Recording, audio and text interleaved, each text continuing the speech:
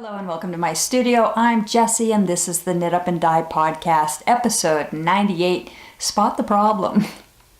As always, I'm going to start with my thank yous. You guys are very, very important to me. Special thank you goes out to all of my subscribers, new and ongoing. I love you guys. What you see here is really all about you. Your questions, your comments, your suggestions drive what I do here. And I'm always looking to hear from you. Hello goes out to Allison, Ashley, and Veronica. Thank you for adding me to your lives. Special love and thanks go out to, got my list, because there's so many of you and I love you. Brian, Tara, Diane, Allison, Barbara, Faye, Julie, Janelle, Erica, Adriana, Wayne, Sonia, Patricia, Lisa Lette, Cappy, Kath, Benty, Christy, Neetsy, Charlotte, Chris, Roseanne, Linda, Marie, Eve, David, Donna, Betty Ann, Scott and John, Jessica, Kate, Janet, and Terry over at Unwound, Monica, Bex, Carolyn, Nancy and Rachel, and Jorge. Much love goes out to my Zoom family, Robert, Juanita, thank you, I'm so excited, I can't wait. Paula, Brian, Jen, Elizabeth, Nicole M., Katie, Shirley, Roz and Georgianne, I miss you both so much. A warm hello and thank you go out to all my patrons. You honor me. Thank you. Life. Life. I think I told you guys, I have a knee injury. I was out playing with the dogs 2-3 weeks ago after work, and Rudy was running around exuberantly and he plowed into the back of my left knee.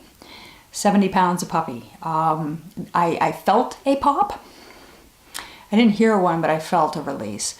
There was a little bit of instability, but nothing too concerning. A lot of pain. A lot of pain. I gave it a week and I said, okay, this is still bugging and it's inhibiting me from doing what I want to do. Whereas I was struggling a little bit dying, just because you're on your feet a lot and you're lifting things and moving around, there's a lot of pivoting. And so I went in and I saw my doctor. I saw the same doctor that I see for my shoulder. Love him, trust him, good guy. And he looked at it and he said, you know, look, we're stable. This is really good. He said it could be a lateral meniscal tear. Let's take a look. So I've had an MRI. I had an MRI midweek last week and I'm waiting for results. Depending on what's going on in there, there's a couple of different scenarios. One is I have a clean tear and I just need more time and it's going to settle in and I can get tons of mileage out of it.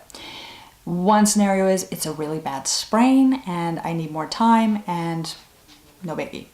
And the third is that I have a irregular tear or a flap in the meniscal tissue, and it's he described it as being kind of like an eyelash stuck in your eye, that it's continuing to irritate every time I move on it, and that's building up fluid, just like your eye is watering in the knee, and that's causing pressure and of course pain. So I really don't want to have surgery. If anybody is going to cut me open, mind you, it's arthroscopic, little punch of the hole. This doctor would be the doctor that I would choose to do it. He's fantastic. I trust him. He has a wonderful sense of humor. I would be in excellent hands. Do I have time for this nonsense? Do I have money for this nonsense? No. Do I have the fortitude to go through this? Yeah, you bear up. You do what you have to do to be your best. Do I like it? No.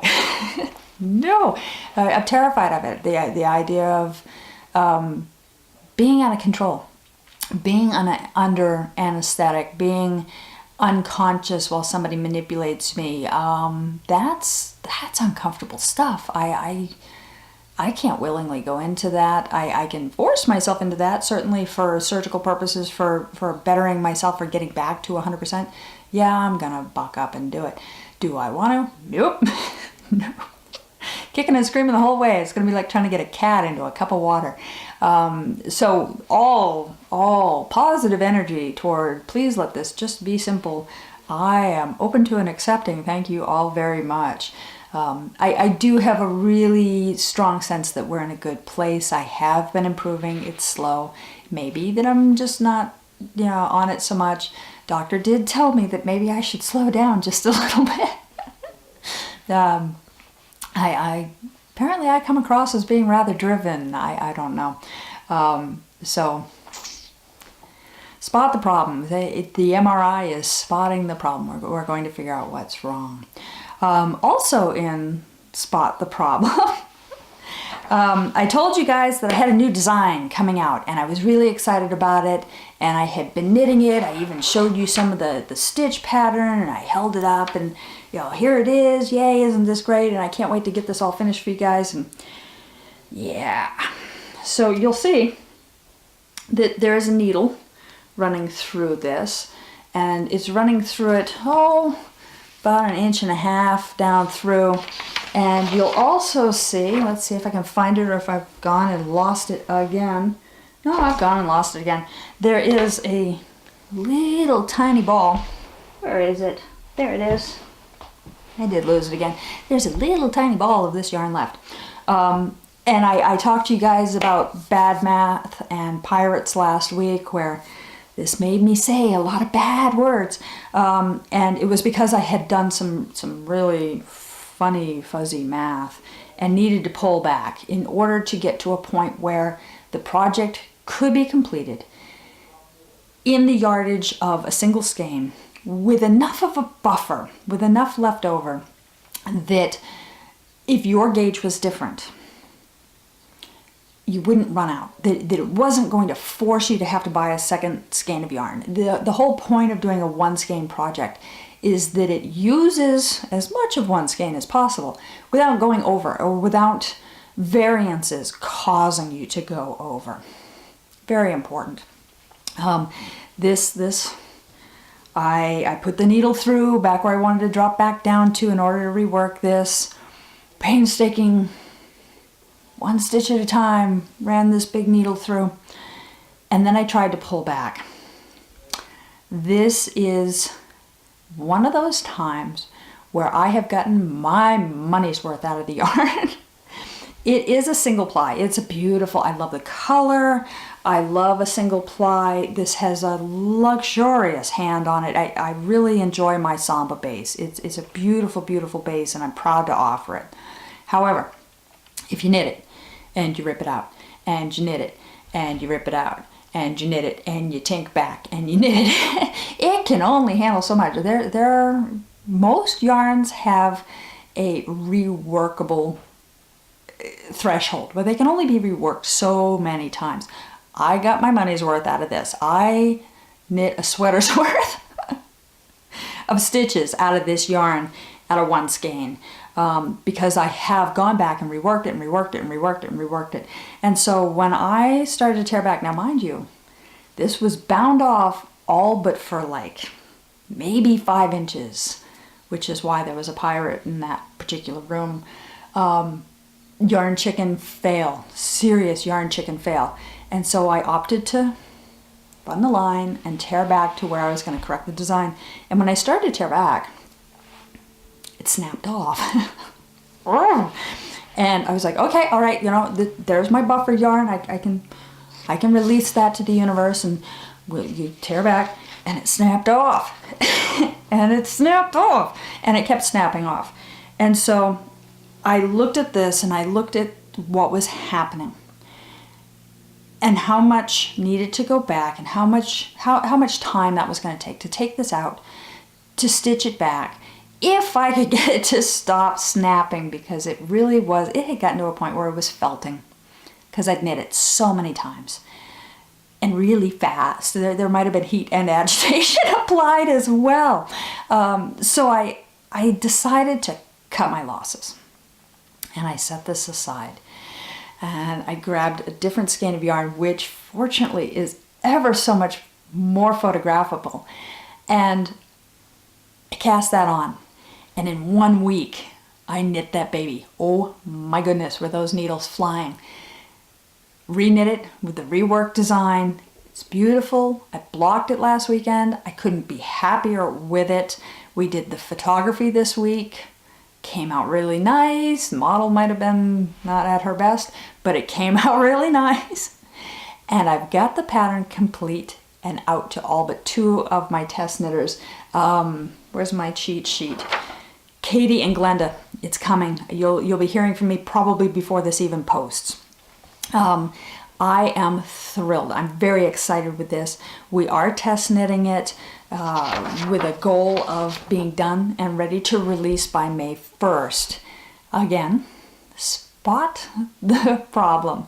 My test knitters are fantastic, wonderful knitters who just in knitting the pattern are able to see where I can improve the language I've used, or they can simplify something for me, or they can spot a typo, and that means the world to a designer. That is everything, because their hard work makes everybody else's experience of that pattern better. And I am so grateful to everyone who has volunteered for all of my test projects. Thank you. You guys are wonderful.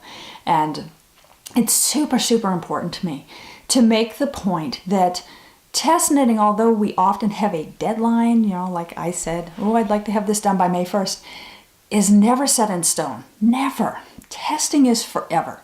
If I find a problem with a pattern 12 years after I've released it, I'm still going to make that correction. I'm still going to re-release it because it's so important. We, as an animal, as an entity, as the intellectual, intelligent creatures that we are, we self-edit very, very quickly. And you skip double words, and you do the math yourself, or you recognize the pattern and you follow the pattern of stitches without reading the pattern of stitches. And that self-editing, that correction, that auto make it right, we just gloss over stuff and it works. But if you're going stitch for stitch, that's where you find the errors. And sometimes it takes a long time for somebody to have that editor shut off enough to find it. It's still worth gold. It's still worth gold. So if you have ever started a test knit project for me and it's in the bin of shame, or it's been on hiatus because you have been sick, blind, disabled, depressed, getting married, having kids, whatever life has thrown at you, it still matters, and I still appreciate it when you pick it up and decide to finish it off and I get that message, hey, I found this, or you know what, I finally got through it and it's perfect. Doesn't matter. I have huge appreciation for everyone that works any of my patterns, whether you're actually testing it or if you're just casually knitting it and you still find a problem, report it to me. It means everything and I appreciate it. So, this bugger, I am releasing this into the universe. This yarn, like I said, has been worked to death and is not of any credible value any longer. And I'm going to harvest my needle out of here and release this to the universe and thank it for the hard work that it did, because it resolved problems for me and it made this pattern work and it kept me busy for long hours. And it gave me joy in handling it and looking at this lovely color. I think it has fulfilled its duties, and I think it's allowed to pass on to yarn heaven very, very nicely, very happily. So, we're going to free the tool. Oh, it's hard to do. Do you have a hard time releasing work to saying, okay, you've fulfilled your job? I do it with shoes. As long as the sole doesn't have a hole in it, I have shoes that are older than... I think I still have a pair of shoes that I wore in high school. And they fit. It's not like they wore, like my feet got ridiculously different, but maybe just because it's useful. Yeah, no. So, there's my tool. And there is my friend of many hours who answered so many problems, and I release you to the universe. Oh. It'll be okay. It'll be okay. It fulfilled something. I'm okay. It's yarn therapy. I'll knit something else. I'll feel better. All right.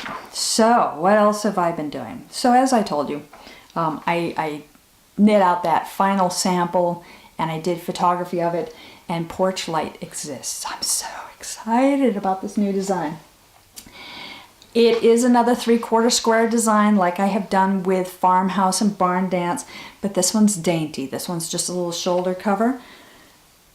It came out so pretty. I am so happy with this.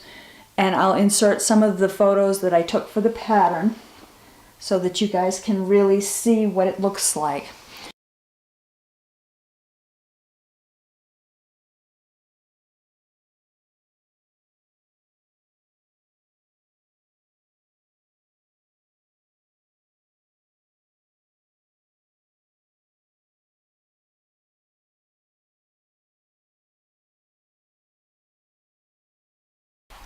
I love it. I'm really excited. I can't wait to release that. We're hoping for a May 1st release, and it'll be out there in time for weddings and proms and graduations, all of that. I think that is just a really nice little accessory.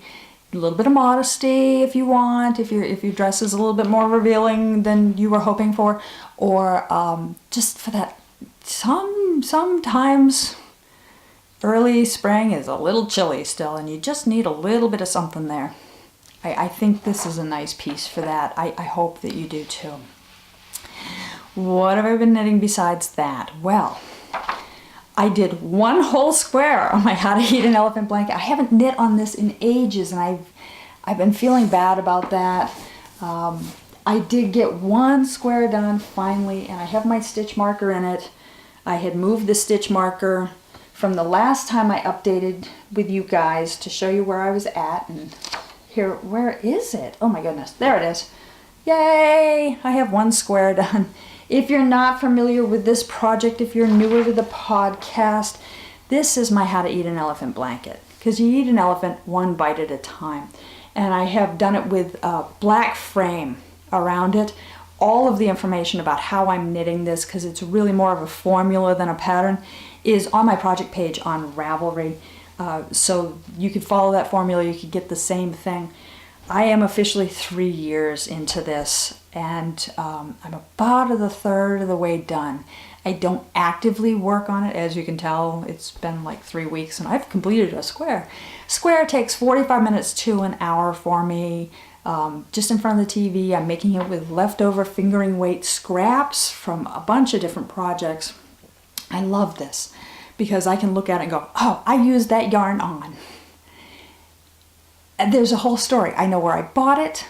I know who I got it from. I know what I used it for.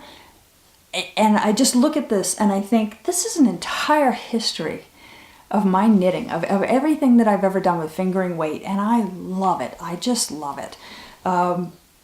I want to be more active with this. I don't know why it took a 3-week break, because I've been spending a lot of time sitting on the sofa.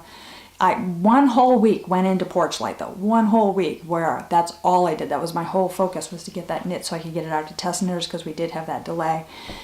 But I love it, and I really do want to put more time into it. It needs to be my dedicated evening knitting, unless I'm knitting a sample for a new pattern. Yeah, right. I have one other project that I've been working on, and this one's kind of a top secret project.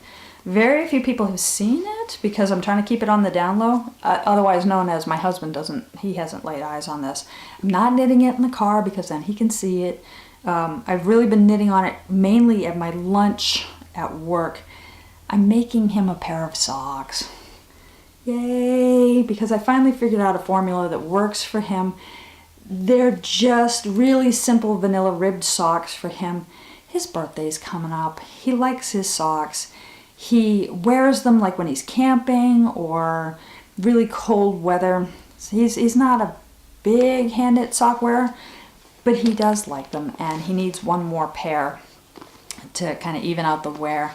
So for Johnny's birthday, he's getting a pair of socks, if I can get them done in time. His birthday is mid-April, so I got some stitching I gotta do.